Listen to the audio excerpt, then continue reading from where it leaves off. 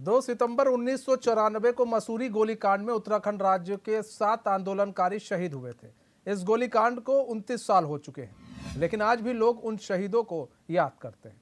आज 2 सितंबर को मसूरी गोलीकांड के शहीदों को उत्तराखंड राज्य आंदोलनकारियों ने नम आंखों से याद किया। देहरादून के शहीद स्थल पर सभी शहीद आंदोलनकारियों को श्रद्धा सुमन अर्पित किए गए। ऐसे ही कुछ राज्य आंदोलनकारियों से एचएनएन संवाददाता ने की खास बातचीत।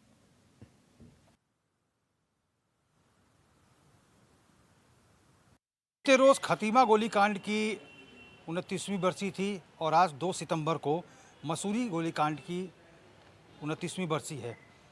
6 राज्य आंदोलनकारी शहीद हुए थे। एक अन्य डीएसपी भी शहीद हुए थे, जिन्हें राज्य आंदोलनकारी शहीद का दर्जा देते हैं, उन्हें शहीद ही मानते हैं। पूरन सिंह लिंगवाल जी वरिष्ठ राज्य आंदोलनकारी हमारे साथ मौजूद है। तमाम सब राज्य आंदोलनकारी हैं जिन्होंने अपने श्रद्धा सुमन जो है मसूरी गोलीकांड में शहीद हुए आंदोलनकारियों को अर्पित किए हैं। लिंगवाल जी किस रूप में याद करते हैं उन आंदोलनकारियों को जिन्होंने अपनी शहादत दी? राज्य आंदोलनकारी खटमा तहसील के अंदर वो ज्ञापन देने जा रहे थे।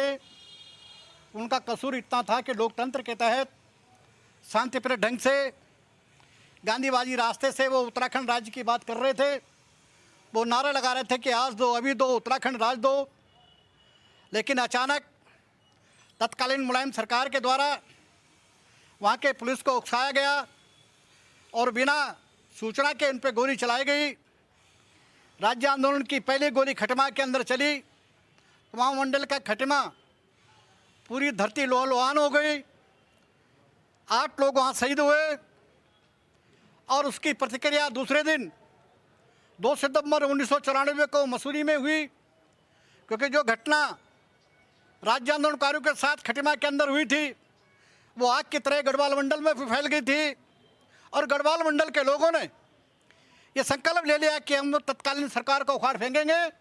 हमारे निहत्थे राज्य आंदोलनकारियों को गोली से उड़ा दिया गया और यहाँ बहुत आक्रोश था सरकार के खिलाफ। एक बड़ी रैली मसूरी झूला घर से लेकर के तमाम नगर में निकल रही थी।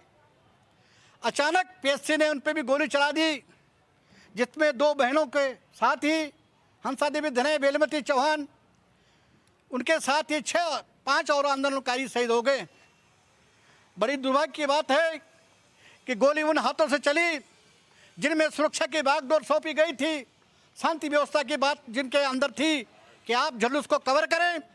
लेकिन वो खाकी वर्दी में गुंडों के बेस में उन्होंने अचानक गोली चला दी, जिसमें 8 लोग मसूरी के अंदर, 7 लोग मसूरी के अंदर शहीद हो गए। कुछ और राज्य आंदोलनकारी हैं, इनसे भी प्रतिक्रिया लेते हैं। क्या कहेंगे सर, किस रूप में याद करते हैं आप उन आंदोलनकारियों को? देखिए, उत्तराखंड के आंदोलन में अनेक लोग शहीद हुए, लेकिन जो सरकारें आईं उन्होंने उनके सपनों के अनुसार उत्तराखंड का निर्माण नहीं किया। सब बातें करते हैं, जब विपक्ष में होते हैं तो बात करते हैं हम ये कर देंगे, वो कर देंगे आंदोलनकारियों के लिए, लेकिन जब सत्ता की कुर्सी पे आ जाते हैं तो सब भूल जाते हैं, अपने वादे ही भूल जाते हैं। शहीदों की तो बात छोड़िए, वो अपने 2 साल पहले, 2 महीने पहले, 2 दिन पहले वादे को भूल जाते हैं। उत्तराखंड का निर्माण उत्तराखंड उन लोगों के हाथों में चला गया जो कभी यूपी की गद्दियों पे बैठा करते थे। उन्हें अपनी गद्दी से मतलब था, उन्हें उत्तराखंड के निर्माण से कोई मतलब नहीं था।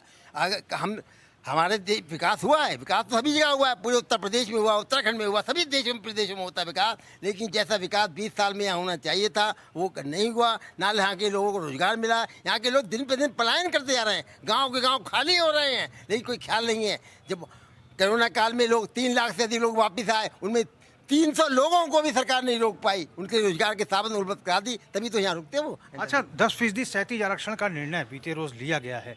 आपको लगता है ये निर्णय ठीक है सरकार का? आंदोलनकारियों के लिए एक तरह से श्रद्धा सुमन अर्पित किए हैं बीते रोज, ऐतिहासिक दिन था, कल का ऐतिहासिक दिन था। देखिए, सरकार एक कदम आगे बढ़ी है तो स्वागत होना चाहिए, लेकिन अभी केवल जो बहुत लंबी जद्दोजहद के बाद, ऐसा नहीं कि सरकार ने बहुत आसानी से, बहुत सहजता से कर लिया हो। बहुत लड़ने के बाद, कई दौर की वार्ताओं के बाद 18-20 बार तो मुख्यमंत्री से व्यक्तिगत तौर पर मैं मिला और अधिकारियों से कितनी बैठकें हुई हैं उसका कोई हिसाब नहीं है। तो बहुत जद्दोजहद के बाद कल कैबिनेट ने उसको पारित किया है, स्वागत करते हैं हम इस बात का। लेकिन सरकार की असल परीक्षा होगी इसे राजभवन से पास करवा कर लाना। एक बात।